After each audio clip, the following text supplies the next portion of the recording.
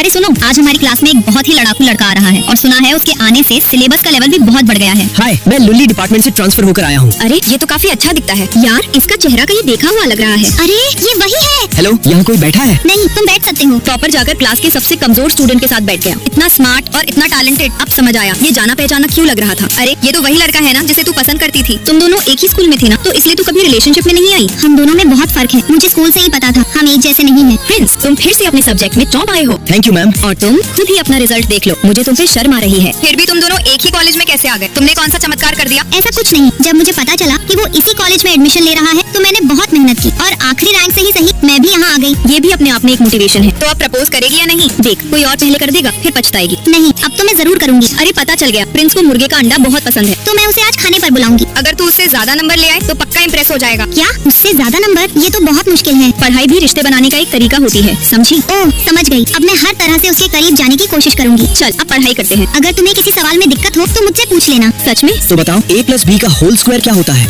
मुझे लगता है मैं तुमसे ही सीख लूं। ये कर क्या रही है? अजीब सोच है इसकी, ये तो पक्का फेल होगी। और प्रिंस मुझे अपने साथ बैठाकर पढ़ाता रहा। आखिरकार सिलेबस खत्म हुआ, आज मेरा एग्जाम है। आता तो कुछ नहीं मगर क्वेश्चंस एक भी नहीं छोड़ी हूँ। इस बार जिनी पक्का मुझसे ज्यादा नंबर लाएगी। अरे रिजल्ट भी आ गया। जिनी ने प्रिंस से 1 नंबर ज्यादा लाए। क्या सच में? जिनी, तुमने उससे ज्यादा स्कोर किया। मैंने तो बस अपनी पूरी मेहनत की और शायद उसने भी तुम्हारे लिए काफी मेहनत की है। जिनी, क्या तुम मुझे आखिरी सवाल समझा सकती हो? हाँ बिल्कुल। भाई याद रखना, मुझे ट्रीट देना पड़ेगा। तुम लोग समझ क्यों नहीं रहे? मेरा कजिन इतनी मेहनत करके डिपार्टमेंट बदला है, किसी खास वजह से ही। हम बस अच्छे दोस्त हैं। मतलब ये सारा प्लान तुम लोगों का था। दोस्तों, आप लोगों ने अपने एग्जाम में कितना स्कोर किया कमेंट में जरूर बताओ। बंदेरिया, मैं तुम सबके लिए घर से लिट्टी चोखा लाई हूँ। आंटी आप कौन है? मैं तुम्हारी नई मैनेजर हूँ और रिया की माँ भी। Thanks aunty. मम्मा, मेरी रूममेट्स को अभी तक नहीं पता था कि आप मैनेजर बन गई हैं। अरे अब तो पता चल गया ना। और सुनो रिया, आज रात लेक्चर लेने मत जाना, मेरे साथ चलो, तुम्हें तुम्हारे अंकल से मिलवाना है। वो घर घर बर्फ बेचते हैं। अरे ठीक है मम्मा, अब आप जाओ। मेरी मम्मा की काफी उम्र हो गई है, इसलिए कुछ लोगों से बात करके उन्हें यहाँ नौकरी दिलवाई है। अच्छा है, कम से कम तुझे चप्पल तो खाने को मिलेगी। लेकिन आज रात वाला लेक्चर बहुत इम्पोर्टेंट है। तो क्या हुआ? मेरी मम्मा मना की है, मैं नहीं जाऊंगी। वैसे भी ग्रेजुएशन के बाद कोई जान पहचान से नौकरी मिल जाए वही ठीक है। जिनी, तुम्हारी माँ ने भी तुम्हें जाने से मना किया था ना? हाँ, लेकिन मैं जाऊंगी। हर बात में माँ बाप की बात मानना जरूरी नहीं होता। दोस्तों, आज सर का बर्थडे है। क्लास मॉनिटर कह रही थी कि हम सब मिलकर उन्हें पार्टी कराएंगे। मेरे पास पैसे नहीं है, मुझे माँ से मांगने पड़ेंगे। मम्मा,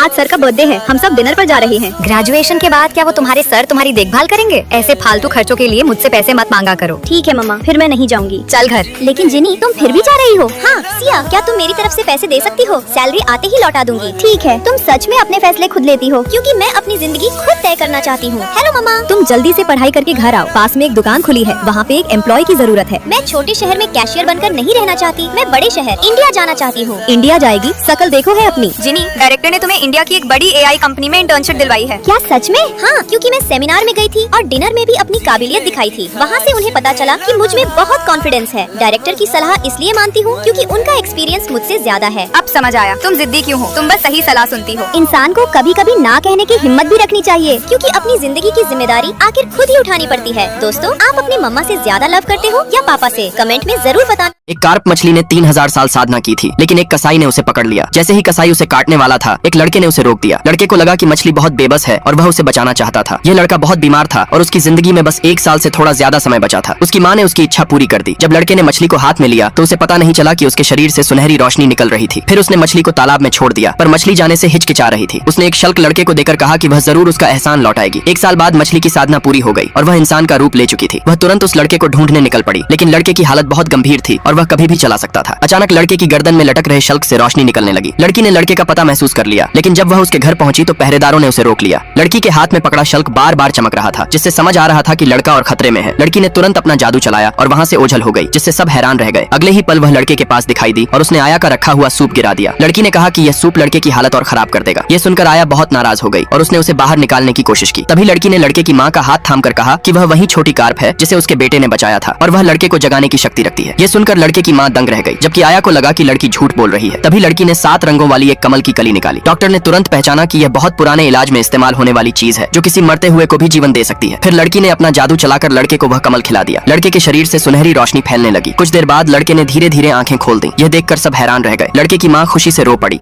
जिनी मैम, बॉस ने कहा था कि मैं आपका सामान सेट कर दूं। अरे तुम जल्दी जाओ, मेरी रूममेट आने ही वाली है। ठीक से खाना सोना। शुरुआत में मैं नहीं चाहती थी कि रूममेट सोचे मैं अमीर हूँ और एटीट्यूड दिखाती हूँ। हेलो हेलो, कैसे आई? मुझे पापा नीचे छोड़ कर गए हैं। मैं लोकल हूँ, ऑटो से आई हूँ। ओह, इनके घर में कार भी नहीं है, यही सही मौका है। सबकी फैमिली नॉर्मल लगी, मैंने भी हाइड रहना सही समझा। हाय, मैं छोटी हूँ, ये मेरे ब्रांडेड नेल्स हैं, 5 लाख के। वाह, अच्छे हैं, लेकिन तुम्हारे बैग में धागा निकल रहा है। चलो बाहर खाना खाए। हाँ, मैंने 50 रुपए वाली जगह चुनी है। मैं तो 5000 वाली जगह पे खाती, स्ट्रीट फूड ही सही। बहुत भूख लगी है, एसी चला सकती हूँ? हाँ चलाओ यार, बिल बराबर देंगे। नहीं, मैं 1 रुपया भी नहीं दूंगी। छोटी, 10 रुपए भी नहीं? रात को मत जागना, मेरी स्किन बहुत नाजुक है। 9 रुपए की कॉफी? मैं तो सिर्फ अमेरिकन इम्पोर्टेड बीन्स पीती हूँ। कौन सा ब्रांड और कौन सा फ्लेवर बताओ, तुम लोग खरीद ही नहीं पाओगे। मैं छोटी की माँ हूँ। छोटी की मम्मी? हाँ, मैं उसकी माँ हूँ। कुछ पैसे देने थे। नहीं, ये मेरी माँ नहीं है, बाहर जाइए आप अभी। छोटी, तुमने आंटी से बतख बेचकर पैसे मंगवाए और बैग खरीदा? ये मेरी नौकरानी थी। ड्रामा बंद करो, मैं टाटा ग्रुप के मालिक की बेटी हूँ। तुम्हारे ब्रांडेड नेल्स फेक थे और मैं उनकी वीआईपी हूँ। मेरे घर का बंगला कॉलेज के सामने है, इसलिए कार नहीं लाई। सारी मुझे माफ कर दो। मैडम लोग, आपका ऑर्डर, साधन शुल्क 50 रुपए। छोटी का दिल ना दुख जाए। खैर, उसने भी किसी न किसी तरह हमारी मदद की।